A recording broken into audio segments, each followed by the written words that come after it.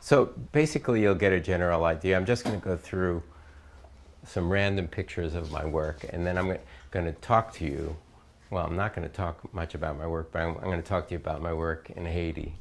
But, you know, we're doing its art thing. So these are some pottery that I did. And you can keep going. That's a self-portrait in pastel. It sort of looks like that. So, and that's oh, sorry. That's a printmaking in pastel on large sheet of paper. I did this series. This thing, boy, that's really not coming out much. But I worked using the Liberty Bell for a while and using oil paints, and I was kind of into the crack. Sarah was talking about that, about just the idea that our country, a symbol of our country, is embodied in a cracked bell, resonating in a bell. So, I mean, this is one of the series. I actually like the color more than the idea in this one, but you can imagine it being better than this. You know? Okay, next.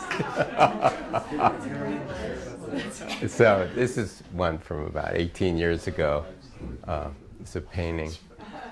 I went through a lot of different kind of style phases. And next.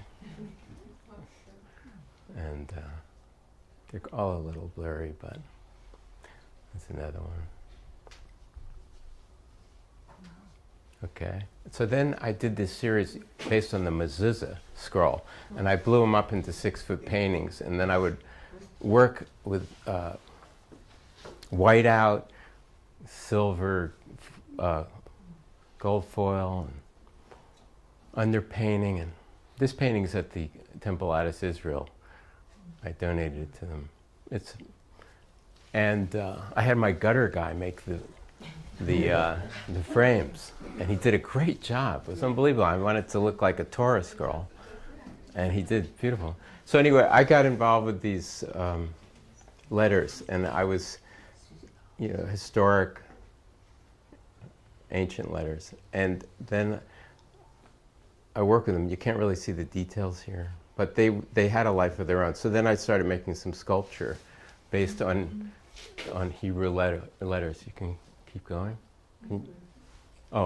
So you can keep going.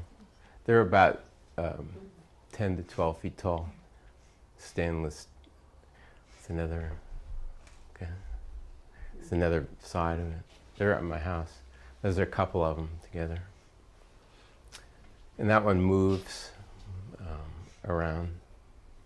And then recently I've been playing with pastels. I wanted to do something really different and joyous and rhythmic and maybe musical. So then I did this series last year. I'm going to show a few of them. Okay. Okay, so now in my favorite topic is in 2010 I was flying down to Florida in that plane, and the Haitian earthquake occurred, and I had to stop every 2.5 hours to get fuel. And they said that they weren't allowing jumbo jets into Haiti, because the infrastructure was destroyed. So then I realized that I was prepared. I had flown in the Bahamas, and that I could probably make it to Haiti and make a difference. So I stopped every 3.5 hours. I went down to Florida. The customs said they'd let me back in the country because the advisories were that nobody should go. And I ended up going to Haiti to see if I could help out. And my aunt said to me, you know, you've always wanted to do something humanitarian with your plane, so she thought it was a good idea. And then my brother said to me, what, are you out of your mind? So anyway, I did it, and I had to fill the plane up with a lot of fuel because there was no fuels, no advisories. I wasn't sure if I could land, and then I thought I could land in a farm, but I made it to Jacmel. So then I went to Haiti, and there was 250,000 people died in 10 minutes, and then there was, in the first few weeks, 7 to 8,000 amputations. So this was in the rural area. I flew to Jacmel. I saw this going on. They were doing amputations with carpentry saws without anesthesia. So I met some people from Calvary Chapel in New Jersey that were down there. I had a plane. There wasn't much in the first week to do to get around. People had money, but so I flew into Dominican Republic and Port-au-Prince and various in Puerto Rico, and got morphine, surgical saws, and stuff for doctors in the rural areas. So you can keep going. See, yeah, the picture. So and that's. So I met a lot of people, and we made this happen. And so we'll keep going. And this is kind of, so then I got some attention for that. And also this community here raised money for me to keep flying because it was expensive. And I ended up being down there for about 3 weeks. And then I came back and they raised money. And the community was unbelievable here. And it helped make this organization, Wings Over Haiti, that I started. And I met people through Facebook, and people had ideas. And then there was a school teacher in Port Jefferson and a Haitian partner from Middletown, New York. The three of us went down and we started a school in Haiti from 10 miles out of Port-au-Prince, in probably one of the more pathetic regions in our hemisphere, where people eat clay when they don't have food just to keep their stomachs filled. Starvation is still going on down there. There's no education, very little recreation, and this was actually right near the town. We built our first school, so keep going. So after about 6 years, and to help a lot of people from here, just endless, I can't thank so many people. We managed to raise money, build buildings, help of architects, contractors, just people that hung in there. And we have uniforms. This school now that I was founded has 137 kids.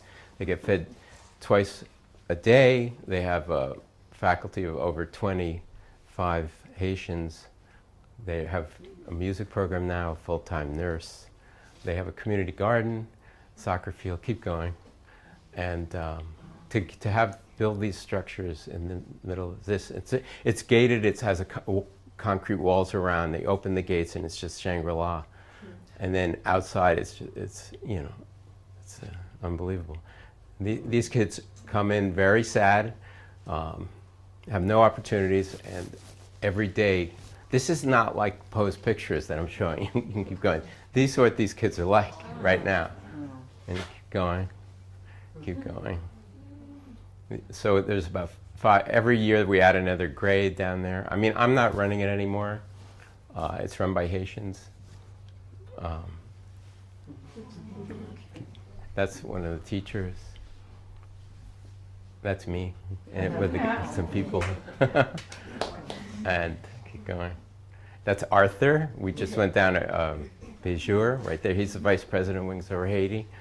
And we work together all the time now. And it's wonderful. And keep going. This is music. I mean, to see musical instruments, because you can't even imagine what it's from where it was 8 years ago.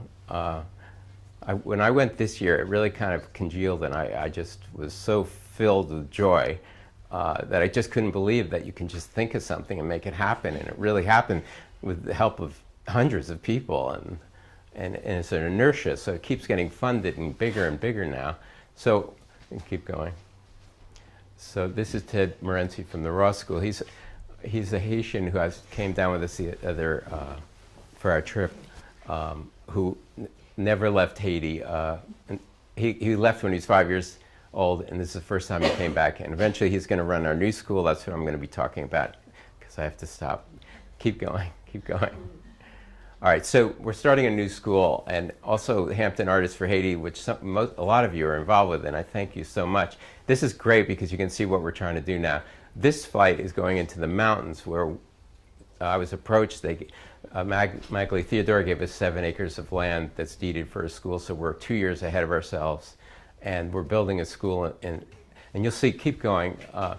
This is what it looks like now. It was a school. These are the kids. You can see that they're, compared to the other kids that have things going on, they dressed up for us. The community came, and this is how they're looking now. Keep going, keep going, keep going. This is how they live in Ranquete. And so the new school that we're trying to do, keep going, is on this 7 acres, and it's going to be hopefully up for 400 kids. We're going to do the same model that we did before, working with the Haitian community, and it'll be run by Haitians. And you all are helping out a lot here, and so that's a dry well. But you know, this is kind of exciting because we're going to make it happen again. This is the model of the first school. The money we're raising now is for this part. We're a third of the way there, and let's see, keep going.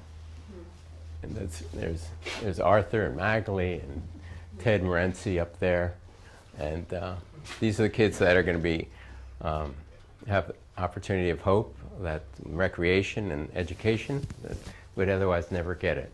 So just want to promote what we're doing, and thanks for having me.